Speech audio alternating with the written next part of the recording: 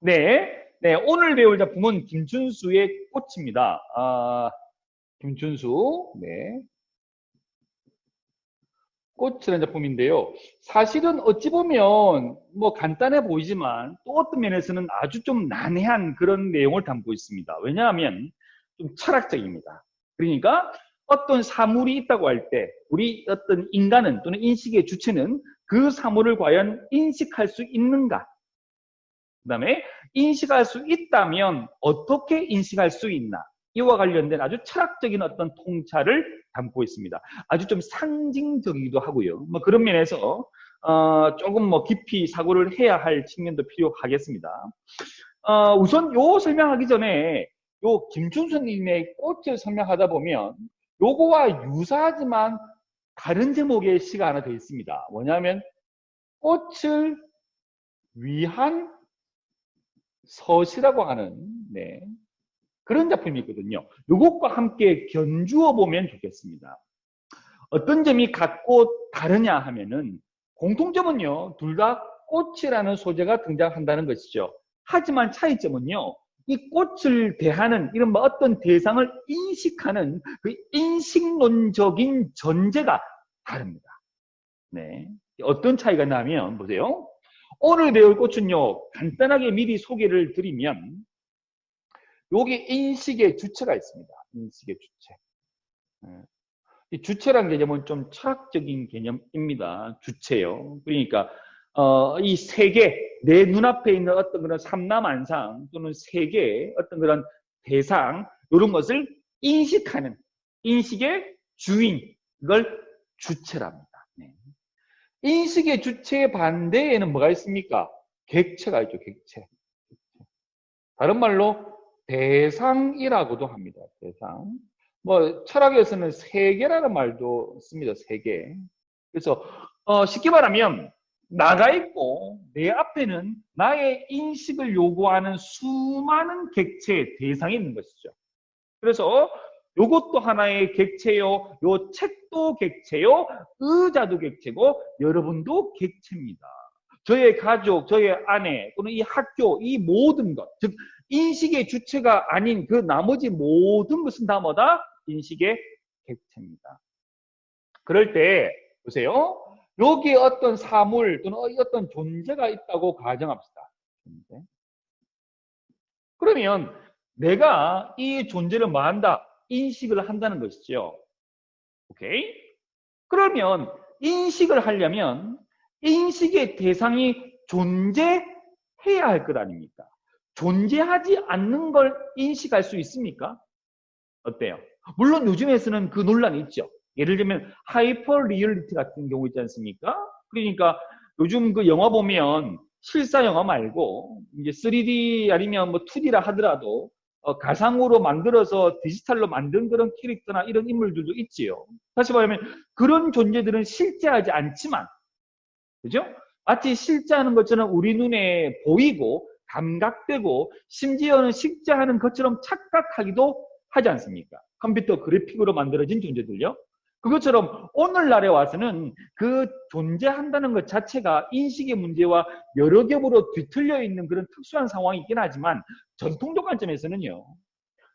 우리가 무엇을 인식한다고 하면 그 인식의 대상이 되는 이 객체는 존재해야 합니다. 알겠죠? 이른바 실제하는 것이죠. 실제로 존재하는 것입니다. 그러면 실제한다는 것은 어떤 의미냐 하면 어떤 사물이 있다고 할 때 이 사물이게끔 하는 이것이 실제이게끔 하는 가장 중요한 핵심적 요소가 있다는 가정을 깝니다. 그게 뭐냐면 이 사물의 뭐예요? 본질이죠. 본질. 본질. 자, 인간을 일컬어서 호모 사피엔스라고 하죠. 무슨 뜻입니까? 슬기 인간입니다. 그죠? 슬기라는 것은 인간을 다른 동물과 구별시켜주는 인간만이 가지고 있는 고유한 속성이라는 뜻 아닙니까? 그래서 호모 사피엔스라고 하죠. 이러한 개념 규정에는 뭐냐면 인간을 구성하고 있는 요소가 많아요. 그죠? 예를 들면 네, 팔도 있고 손톱도 있고 털도 있고 그러면 뭐 그죠? 뭐 많지 않습니까? 이 가운데 인간을 인간이게끔 하는 가장 중요한 본질 요소가 뭐냐 물었을 때 이른바 슬기다, 이성적 사고다 하는 관점을 깔고 있는 거거든요. 네. 그러니까 사람 흉내내는 뭐 두 발로 걷는 개 본 적 있죠? 네. 있습니다. 네. 두 발로 걷는 개. 도구를 이용하는 원숭이들 일부 있습니다. 네. 그죠? 군집생활하는 개미는 군집생활 하죠. 아주 정교한 사회를 이룬다 하거든요. 그런 걸 고려하면 그런 측면들도 인간의 어떤 그런 핵심적인 본질 요소 중에 하나일 수 있겠으나 그 중에 가장 중요한 건 뭐냐 물은다면 아까 말했던 호모 사피엔스라는 어떤 그런 명명에는 바로 이성이다, 슬기다 하는 게 깔리지 않습니까? 바로 이게 존재론 가운데서도 이른바 실제론이고 실제론 가운데서도 이른바 본질론입니다. 그러니까 어떤 존재가 실제한다면 그 실제하는 이 존재를 다른 존재와 구별시켜주는 이것만의 본질이 있다. 본질이 있다. 요런 가정. 네. 본질이 있다는 가정이에요. 이런 가정이 있습니다. 그리고 한 발 더 나아가서 이 본질에 합당한, 본질에 가장 잘 어울리는 뭐가 존재한다? 이름이 존재한다는 거죠. 알겠죠? 그러니까 어떤 대상이라는 것은 실제하고 그 실제한다는 것은 그것을 다른 것과 구별시켜주는 본질적 가치를 내포하고 있다는 것이고 또 그 본질적 가치에 따라서 그 사물에 가장 어울린, 가장 걸맞은, 가장 알맞은 그런 이름이 있다는 거죠. 요게 요시의 기본 가정이에요. 알겠죠? 그래서 요 작품에서는 곧 우리 하겠지만요. 인식 주체가 뭐하기? 요 대상의 이름, 그러니까 이름 부르기를 통해서 이름 부르기, 요걸 좀 어려운 한자어로 호명, 호명. 이 호명 활동을 통해서 대상의 본질을 파악할 수 있다, 없다? 있다는 거예요. 알겠죠? 그래서 요 작품의 기본 가정은 뭐다? 존재의 본질 인식의 가능성 있다는 거죠. 네, 가능성이 있다. 반면 이 책에는 안 나옵니다만 이분이 쓰신 꽃을 위한 서시라는 작품을 살펴보면 이 시는요, 첫 구절이 이렇게 시작합니다. 나는 시방 위험한 짐승이다.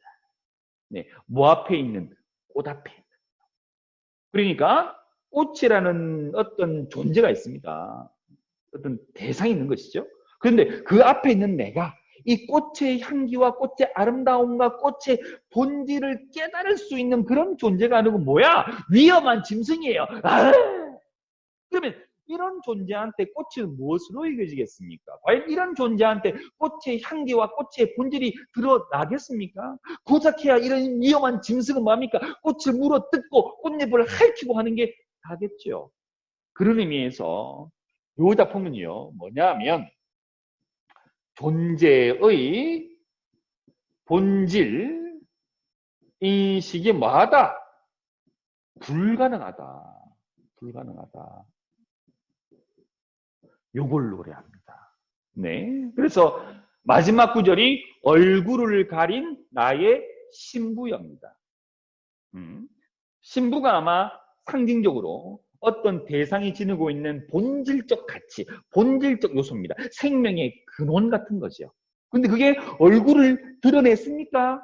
따끔 했나요? 아닙니다. 얼굴을 가렸습니다. 보이지 않습니다. 다시 말하면 알 수 없다는 것이죠. 그래서 이렇게 완전 180도 바뀌었는데 왜 그랬을까 하고 생각을 해보면 짐작한데 요거는 비교적 좀 젊은 나이 때 요건 이제 거의 말년에 쓴 작품이 되겠습니다. 그러다 보니까 짐작한데는 저도 그렇거든요. 젊을 때는 무엇이든 할 수 있을 것만 같습니다. 네. 어떤 사물에 대해서 헤아리고 궁리한다면 그 사물의 어떤 본질과 본성을 온전히 깨달을 수 있을 것이라는 확신, 신념, 열정 이런 게 가득하거든요. 예? 그러니까 세계는 넓고 할 일은 많다. 내가 다 해버리겠어. 다 알아버리겠어. 다 만들어버리겠어. 이런 쪽이 젊을 때입니다. 그런데 나이가 들고 시간이 지나서 인생에 대해서 좀 더 관조하고 돌이켜 성찰해보면 아, 인간을 이해한다는 것이 얼마나 힘든 일인가. 네.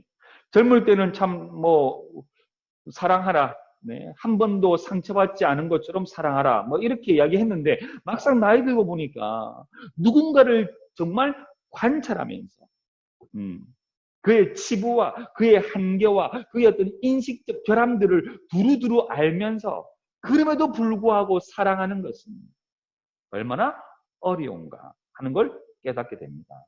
네, 저 같은 경우도 교직 생활 좀 하고 있지만 사실 젊을 때는 네, 정말 열정적으로 했고 아울러 기본적으로 모든 학생들은 내 노력 여하에 따라서 얼마든지 바꿀 수 있다. 또 바뀌어져야 한다. 뭐 이런 식의 어떤 그런 낙관론, 희망 이런 게 많았다면 물론 지금도 네, 교육의 기본 전제는 인간의 변화 발전 가능성을 신뢰하는 것에 있고 그 변화 발전을 위해서 교사는 끊임없이 노력하고 적절한 징검다리가 되고 기계가 되고 일종의 버팀목이 되고 해야 한다고 믿지만 실제로 그럼에도 불구하고 학생들이 성장하거나 아니면 삶의 가치관을 바꾸거나 하는 것이 얼마큼 힘든가, 얼마큼 어려운가 하는 것을 새삼 깨닫거든요. 무엇보다 나의 어떤 그런 무지, 나의 무능으로 감당하기에는 얼마나 어려운 존재들인가 하는 걸 매 순간순간 느끼고 사실은 절망하고 그렇게 합니다.